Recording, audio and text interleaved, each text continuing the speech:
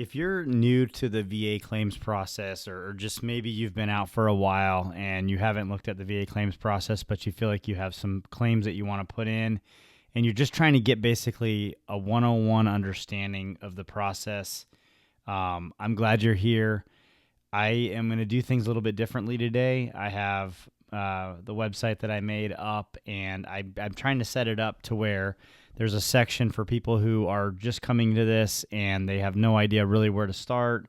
I'll have a section for what to do to get your rating overall increased, and then a section for how to do appeals and like which lane to go down. But today's video is all about veterans that are new to the process or just coming back to it, and they just basically want a crash course.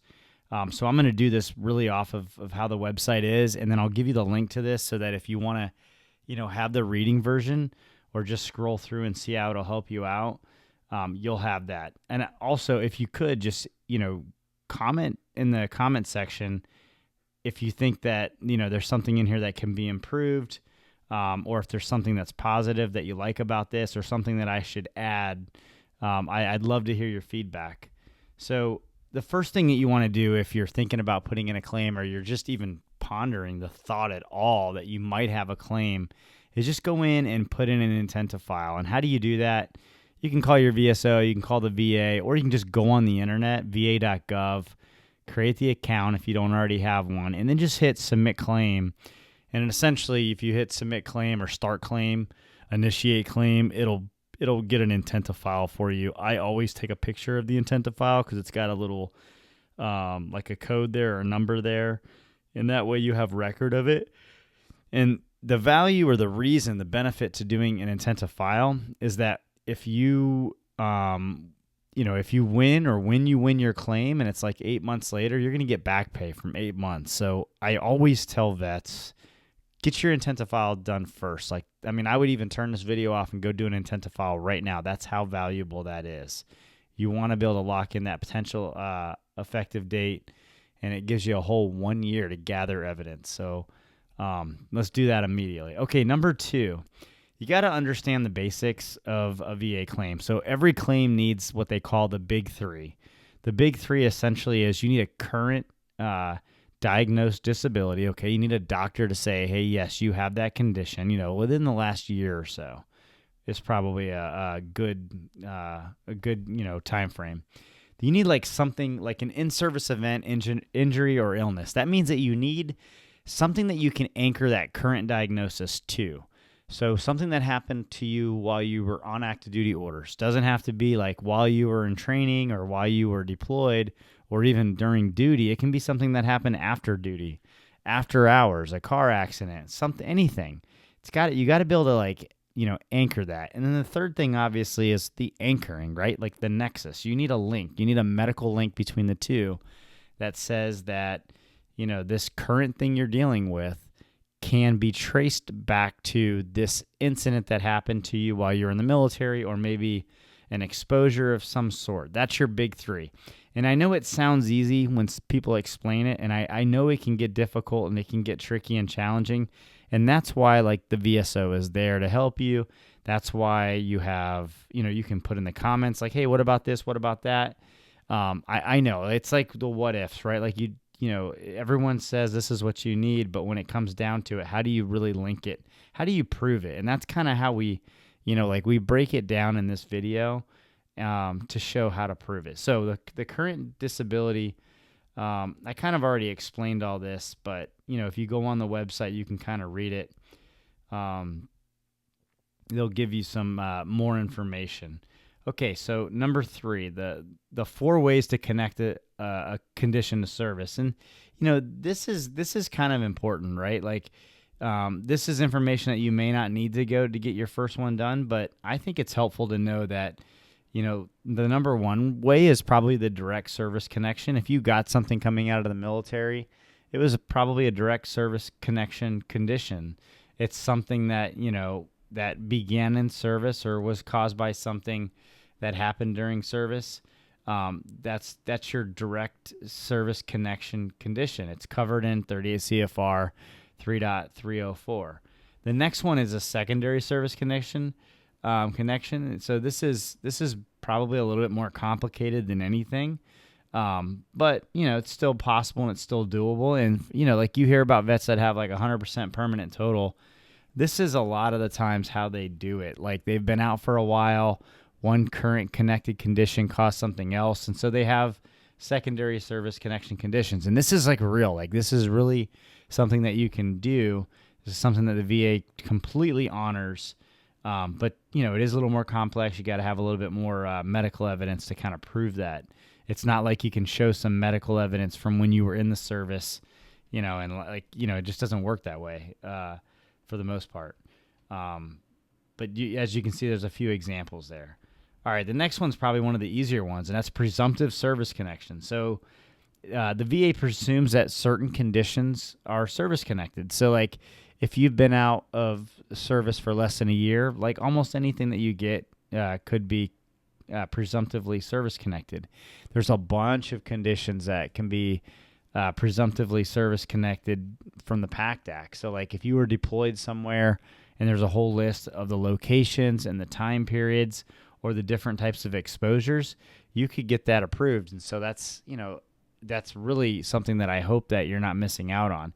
And then, of course, there's aggravation. So maybe you had a pre-existing condition that you had before you came in the military, but it was, worsened by, going into the service. So very valid types of claims, very possible to get. That's the 4 different ways to get service connected. Now, very important, after service connection comes how the VA assigns ratings. So like you get service connected for a condition, every condition has a rating scale. All right. It might be a 0%. It might be a 10. It might go up to 30, 50, 70, 90, 100. They have, every one of these is in 38 CFR. So you can Google 38 CFR plus your condition and it'll tell you what the ratings are. Well, how do you know what rating you get? Well, next to each number in the 38 CFR, 0, 10, 30, whatever it is, there's going to be criteria. And some of the criteria would be like, hey, like if you have this symptom so many times a year, if you, range of motion for orthopedic conditions, if you could turn your, rotate your shoulder this far, your back, you can bend over. That's how they figure a lot of these things out. So that's really important to know. And why is it important to know? Because you need to be able to provide the right types. You need to be able to provide, documented evidence to show how bad this condition is so that whenever you get service connected, the rater can give you the right percentage. And I know in my, process, I've messed this up a lot of times. I was so, focused on, I got to get service connected that I forgot to like really write down my symptoms. So, I've had to go back a couple times and make this right. Okay. So how do you do that? Like, how do you get service connected? How do you prove service connection, and how do you prove that you have the symptoms that you have to get the rating that you should get? And that's with evidence. So you have to have evidence. There's basically 2 types of evidence. There's medical and non-medical evidence. And these 2 things help prove service connection and get the, and also your current diagnosis and to get the correct rating percentage. Medical records are, both VA, private, and your service treatment records are very important pieces of medical evidence. C&P exam reports obviously are going to be evidence that your C&P examiner is going to provide. Personal statements, super important. You can really explain and paint a picture of your condition and like when it started, when the symptoms started to show service connection, and then like how it impacts you. And you can also talk about your current diagnosis in there, and then you can connect all that to your medical records that you're going to attach. Buddy statements are great. Buddy statements can be like from your folks that you were, in the military with that maybe observed something or witnessed something. It can also be from a spouse, family member to show like how bad your condition is or how it impacts the family.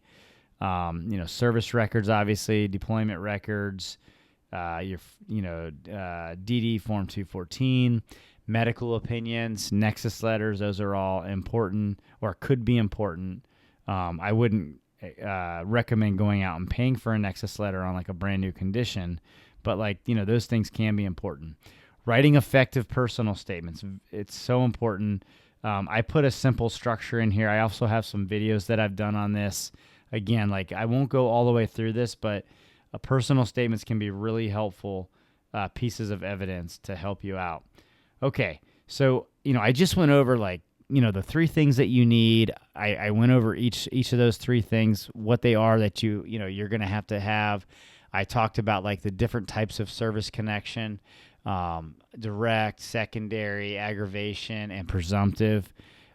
We talked about like how to prove all those things, like the different types of evidence that you're going to need. We talked about how the VA rates your criteria.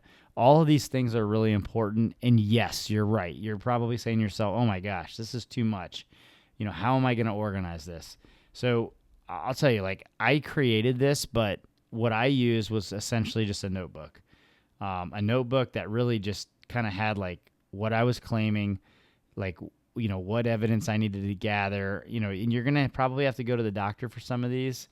You can do this however you want. I also had a simple file structure on my computer where I kind of like put, stuff in there. And I kept a notebook. After a while, I ended up creating this Google Sheets document. I do charge for this. It's not much. It's $5 right now, but I am thinking about increasing the rate. So if you think this is helpful for you, jump out and grab it. This is the VA claim, or this is my dashboard essentially. It's a Google Sheets document. Like I said, what you're seeing right here is the front page, the dashboard. And really what I do is I started off in phase one. These are my obvious or direct claims, direct service connection. And then I write down what is the potential condition that I'm trying to claim, or what do I think that it is. I leave a spot in here for you to say like what caused it, because if you can't answer this in service or to show that it's connected to service, you're not going to get it approved. And then like you can type in like your supporting event or symptoms in your service treatment records. You can put your current symptoms, so just kind of like so you can do this. And then here is like your kind of like your evidence needed. Okay, I need to go to the doctor because obviously I rate for 30%, but I don't have any like medical evidence to prove that. So you kind of write down. You're self-assessing essentially here, and you're trying to make sure that you have everything that you need. And then of course there's a section here for notes. Okay, so like the phase one is gonna be your first claim. Okay.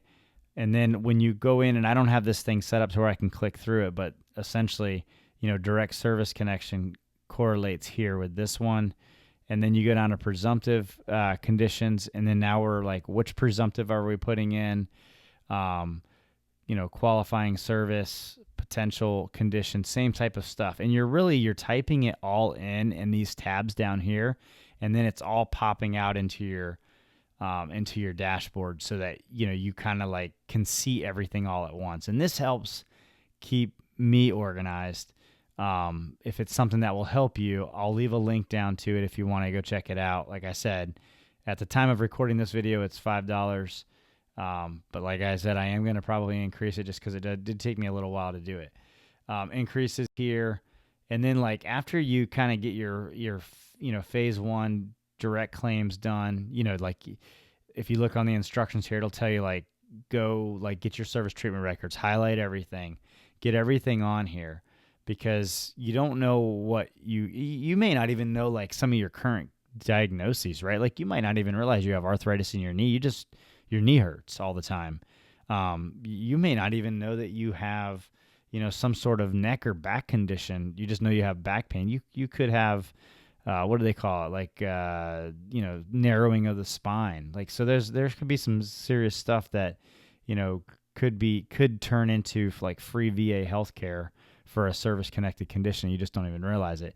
So phase two will be like your secondary conditions, right? Like the things that are a little bit more complex. And so you'll have, you have your secondary condition section here, and you'll be able to like see all these things that you type in. And then the last phase, which I probably should have done phase three as phase two, because your appeals, you're kind of going to be working your appeals all the time. or until they're done, right? Like when you get a claim back here, it'll go down here. You may still be working on secondary. But, when you go into your appeal section, it'll be like reason for denial. Was it like, an increase, or was it service connection, or was it current diagnosis? What do you need for the appeal? And then which way are we going? Are we going supplemental or higher level review? If you're just watching this video because you're brand new, you probably don't understand this part, but I have a whole section for that I'll do, that you can find on the website, or I'll do a video on that later. So essentially, like what I suggest that people do is, you can call your VSO and go talk to them and see if they'll help you out from like the get-go. I did not have that luck. My VSO initially, I ended up not using him because he was not helpful, period. I did meet someone later on that was helpful. But I felt like I kind of understand the system now. If you use that thing that I just showed you, you might be able to bring that to your VSO, and like, you might be able to get their help so much easier because you'll be organized and you'll know what you need to do. Or they might just think that you're crazy, but I think that it can be helpful. So listen, if this was helpful to you in any way, like check out the website. It's free. It's informedveteran.com. I'll leave a link to it in the description. I put, like I said, I got those different paths to help you out depending on where you are in the process. It's all free except for that one document I showed you. But I do have a free version on the website, so go check that out. You can also type in brainstorm worksheet. That's the free one, and I'll send you a swipe file if you do that in the comment section down below. If you like the video, if you like the content, just give me a thumbs up or hit the subscribe button, and I appreciate it. And good luck on your claims journey.